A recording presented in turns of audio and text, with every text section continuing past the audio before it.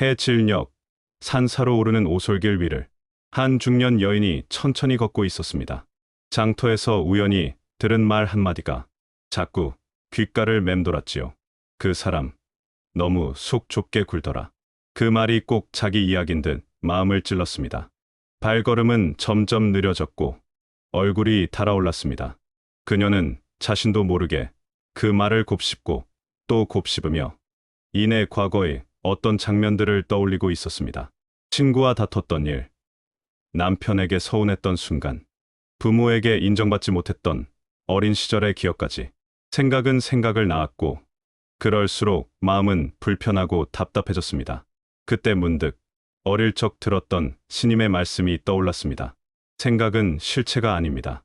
그것을 믿는 순간 고통이 시작되느니라.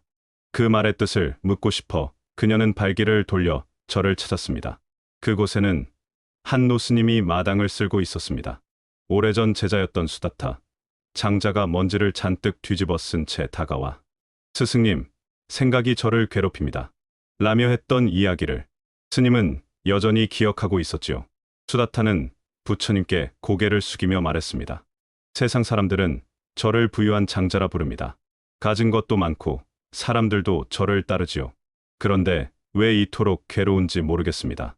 누군가 제 뒷말을 했다는 소문만 들어도 속이 뒤집히고 과거에 당한 모욕을 떠올리면 마음이 끓어오릅니다. 부처님께서는 수다타의 눈을 조용히 바라보셨습니다. 그리고 연잎 위를 맴도는 작은 물방울을 가리키며 말씀하셨습니다. 수다타여, 저 물방울을 보아라.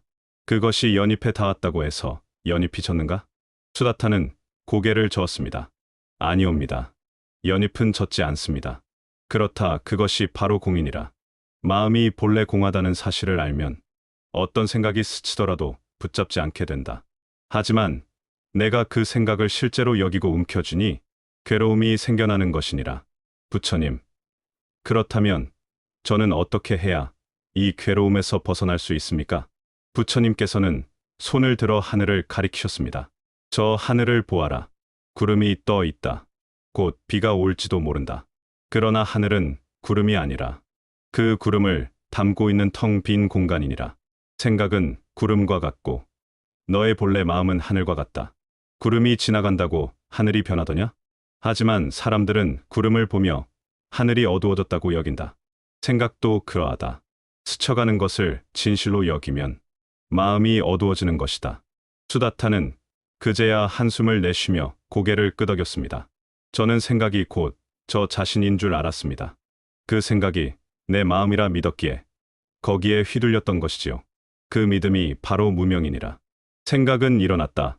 사라지는 바람과 같고 너는 그 바람에 흔들리는 갈대와 같도다.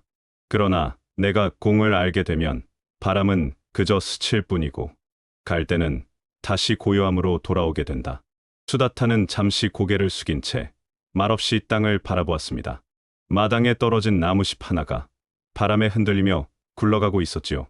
부처님, 말씀대로라면 지금 제가 느끼는 이 슬픔과 분노도 모두 마음이 만든 것입니까?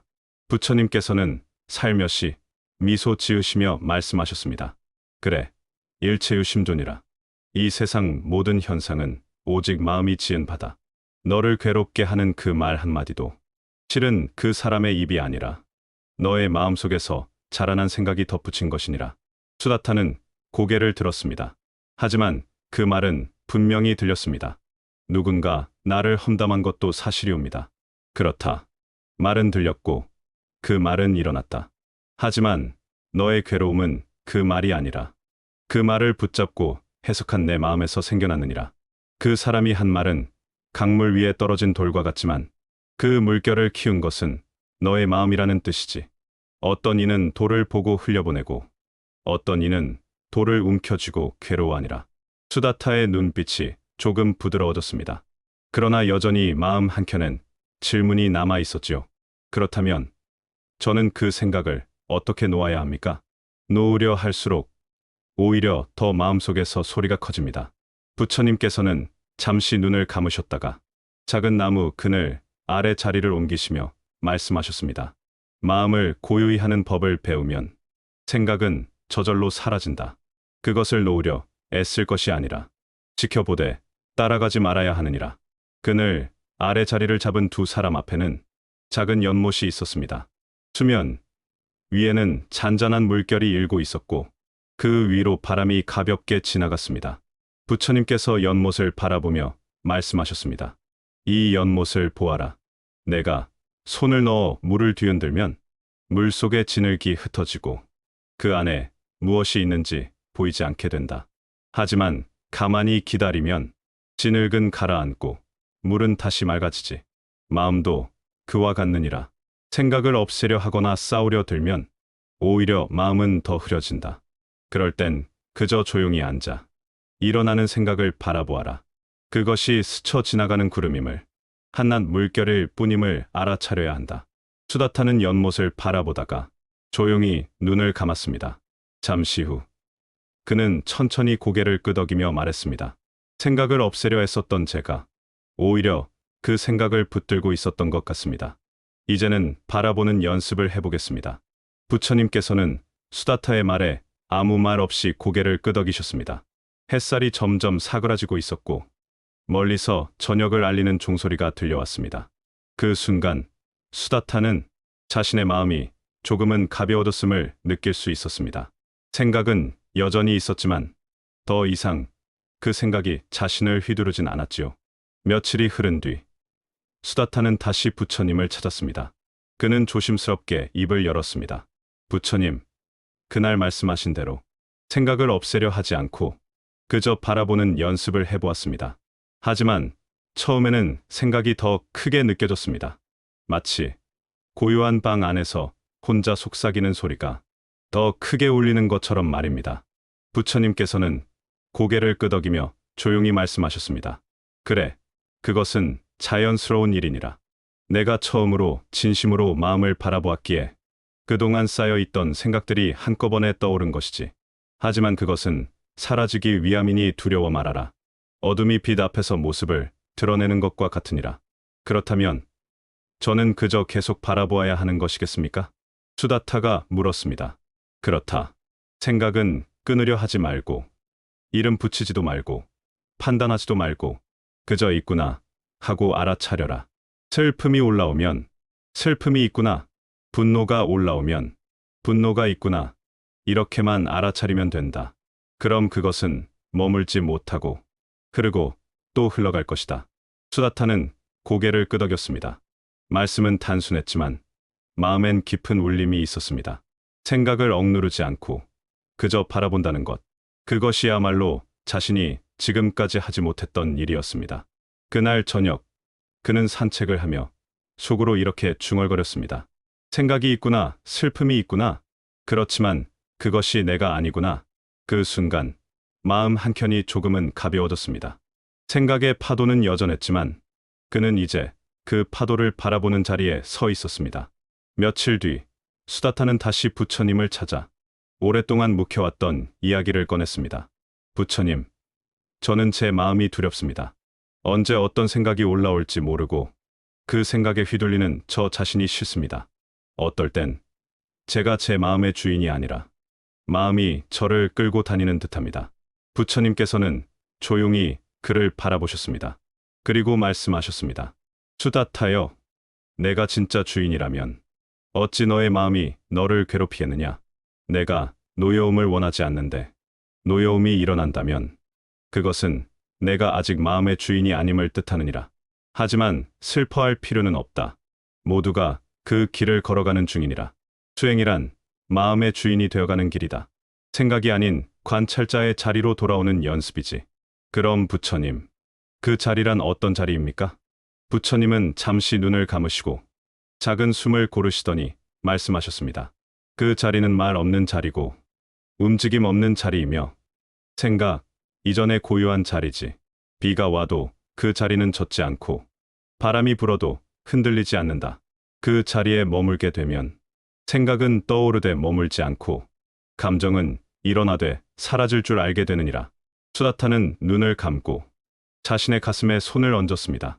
거기엔 여전히 흔들림이 있었지만 그 흔들림을 바라보는 눈 또한 자라나고 있었습니다. 그날 이후 수다 타는 장자의 일상을 다시 시작했습니다. 시장에서는 여전히 사람들의 말이 오고 갔고 집안에는 끊임없이 일이 일어났습니다.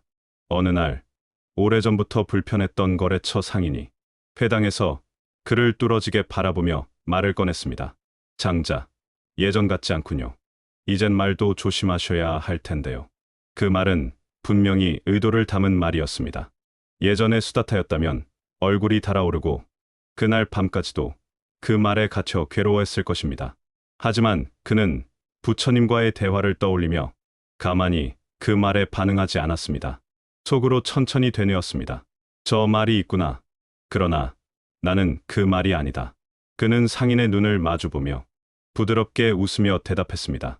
그렇게 느끼셨다면 제 언행에 부족함이 있었나 봅니다. 앞으로 더 살피겠습니다. 그 짧은 말 한마디가 장내의 분위기를 바꾸었습니다. 무거웠던 공기가 누그러졌고 상인의 표정에도 당혹스러움이 비쳤습니다. 그날 밤 수다타는 자신에게 말했습니다. 세상이 달라진 것이 아니라 내 마음이 달라졌을 뿐이구나.